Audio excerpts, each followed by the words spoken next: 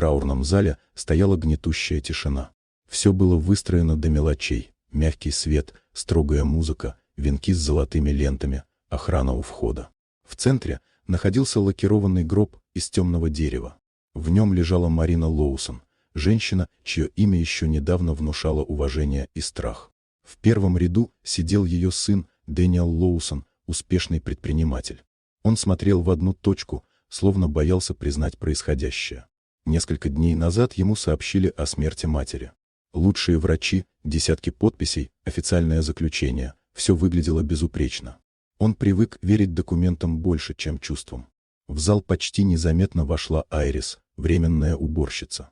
Невысокая женщина в простом сером халате с тележкой для уборки. Для гостей она была невидимой деталью обстановки. Айрис начала протирать пол у дальней стены, но ее взгляд снова и снова возвращался к гробу. Внутри нарастало тревожное ощущение, что-то было не так. Подойдя ближе, она заметила руки женщины. Кожа выглядела слишком живой. Айрис замерла. За годы работы в больницах она знала разницу между смертью и глубоким забытьем. Осторожно, делая вид, что убирает, она коснулась запястья. Под пальцами было тепло и едва ощутимый пульс. Сердце Айрис заколотилось. В памяти всплыл старый случай, когда она промолчала, и человека не стало. Повторять эту ошибку она не собиралась. «Простите», — громко сказала она, нарушив тишину. Музыка оборвалась. Она жива. В зале раздался шепот. Кто-то возмутился, кто-то усмехнулся. Один из врачей резко возразил, но Айрис уже смотрела на Дэниела. Он поднялся, впервые за все время внимательно посмотрел на лицо матери и заметил то, что раньше упускал: отсутствие мертвенной серости, едва заметное движение груди. «Откройте гроб», — сказал он тихо, но твердо. Когда крышку приподняли, Марина сделала слабый вдох. В зале закричали. Началась суета. Медики срочно увезли ее в клинику.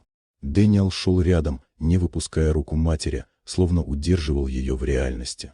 Позже врачи признали ошибку: редкое состояние, глубочайшая кома, почти полное угасание жизненных функций.